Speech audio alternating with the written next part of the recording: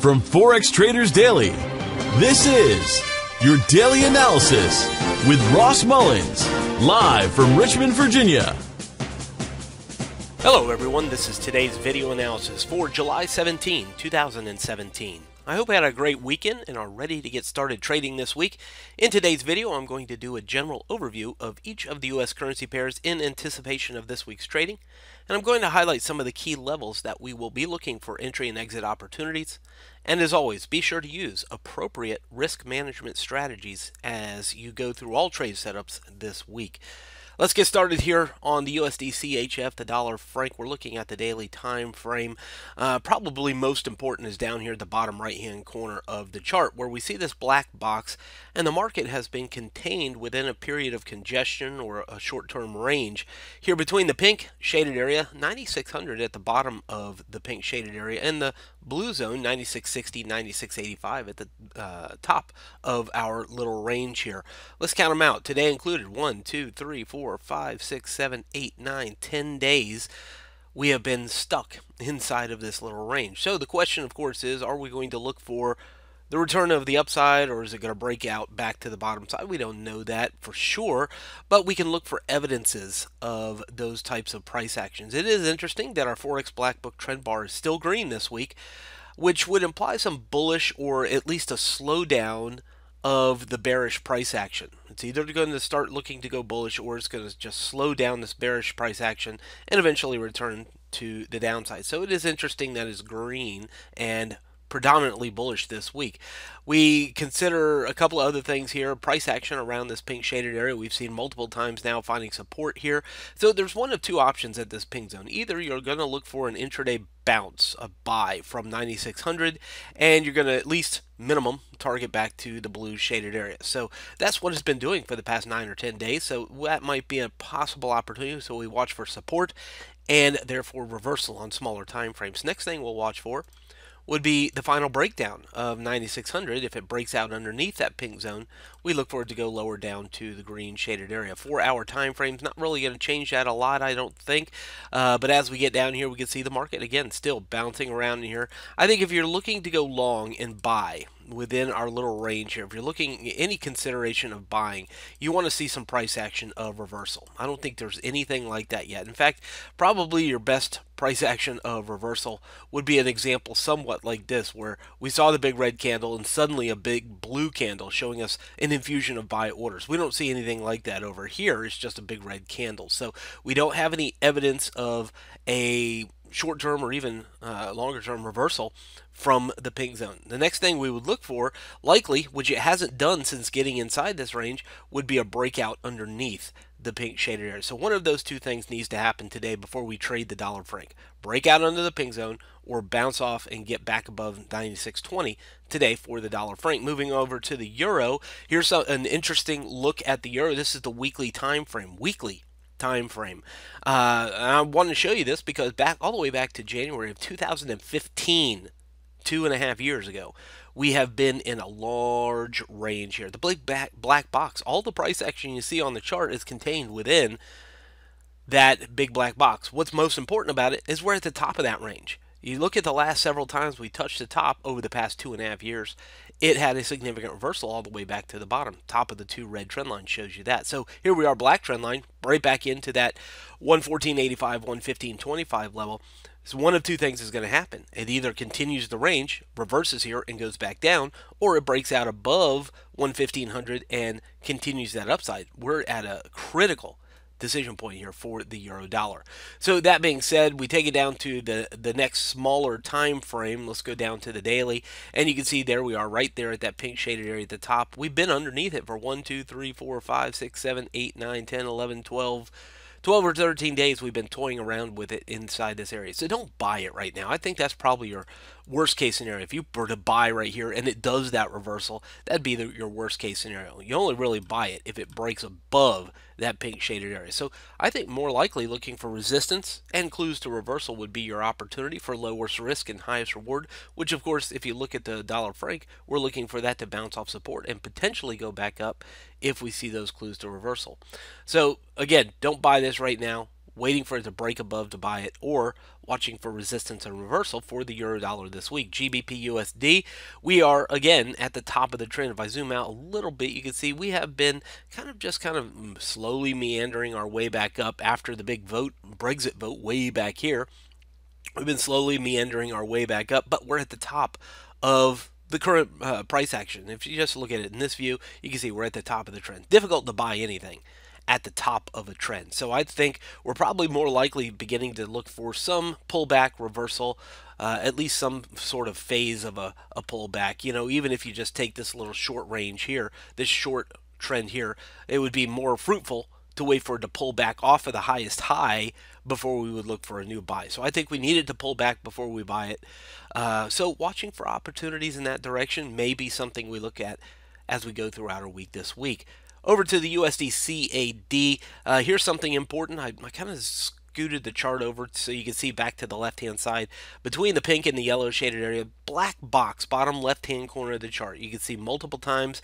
Probably even most important will be this area right here, and I'll just put a circle here.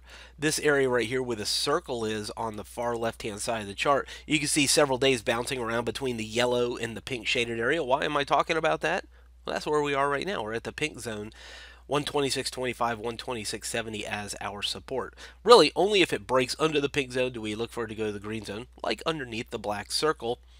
Above the pink zone, we could find some support and reversal here for the dollar CAD. Take it down to the 4-hour time frame.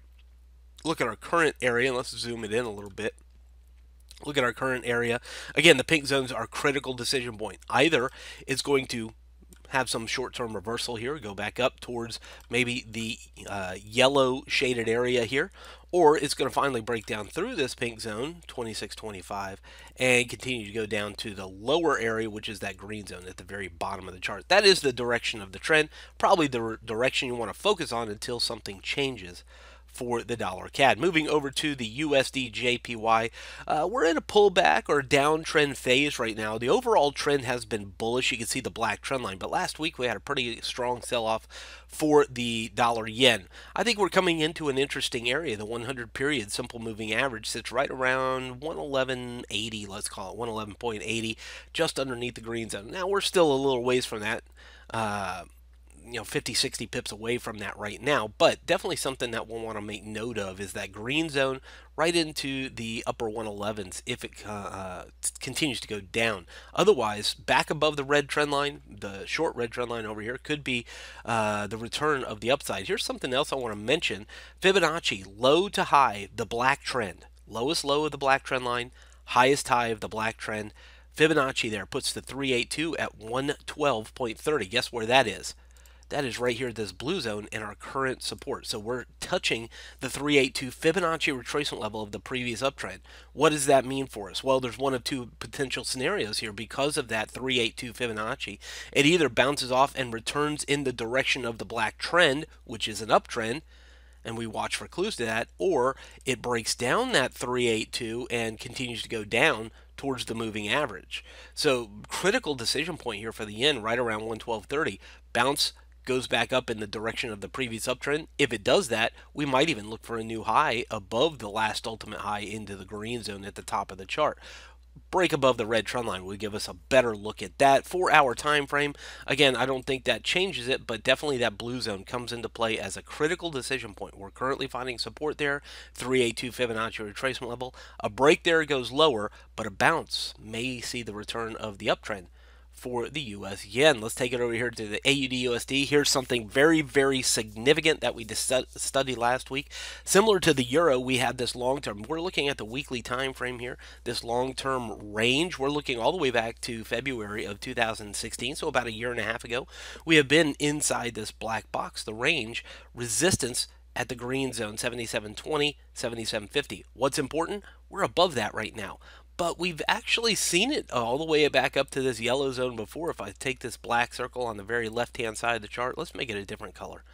Let's make it blue, so the big circles are a different color. So the blue circle, left-hand side of the chart, we've actually seen it touch this yellow zone, 78.30, before within this past year and a half ranging period, and then suddenly reversed and went back down.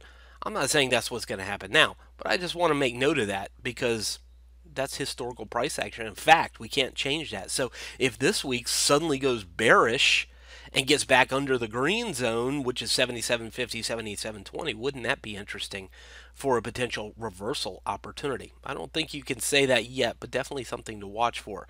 Now, a breakout above 78.30, the top of the yellow zone, nullifies that. We likely look for the continuation of the upside. So above the yellow zone, we go higher, and that would be a multi-year new high if it gets above the yellow shaded area. Staying under the yellow zone, maybe some intraday reversal back to the green shaded area as support. This entire area that was resistance back here, where the black circles are, will become our support 77.50, 77.20. So if you're a buyer, you're looking for a pullback to the green zone or a break above the yellow zone. If you're looking for reversal, I think you need to wait for some evidence of reversal before you look for a short on the Australian dollar. Take it over here to the NZDUSD. Similar situation. We're at the highest peak high we've been in a long time. The blue indicators, the black indicators, the trend lines, boxes, and circles that you see here show us some very familiar and similar situations. Top of the black trend line, box, circle, eventually reversed and went back down. Top of the blue trend line, blue box and blue circle shows us resistance at that same pink shaded area, 73.30, 73.50. I think is a clear area to watch for resistance or reversal. Why? Because the last couple of times we were here, pink and blue zone, it reversed and went back down. So I definitely would be cautious about buying anywhere between the pink and the blue zone because of the history of this level. That's all I'm trying to say. I'm not saying you can't buy it. Just be cautious. Wait for the right opportunity. Pullbacks or breakouts become your opportunities. Pullbacks to support or breakouts above resistance become your opportunity to buy or go long. And be cautious on that because of the history of this pink shaded area. If you're looking to go short, you're at the area. You're at the spot where you would begin looking for an opportunity to go short. Zooming in a little bit, you can see some hesitation already here into the pink shaded area. I believe 73.30, 73.50 is your opportunity to look for resistance and reversal, and only a real breakout above 73.50 becomes the continuation of the uptrend for the New Zealand dollar this week. From Forex Traders Daily, this has been your daily analysis with Ross Mullins. If you would like to get Ross's analysis on all the currency pairs he's watching and all the trades he takes today, join him in his live trade room by clicking on the link below. Please leave any comments you have about today's video in the comments section below.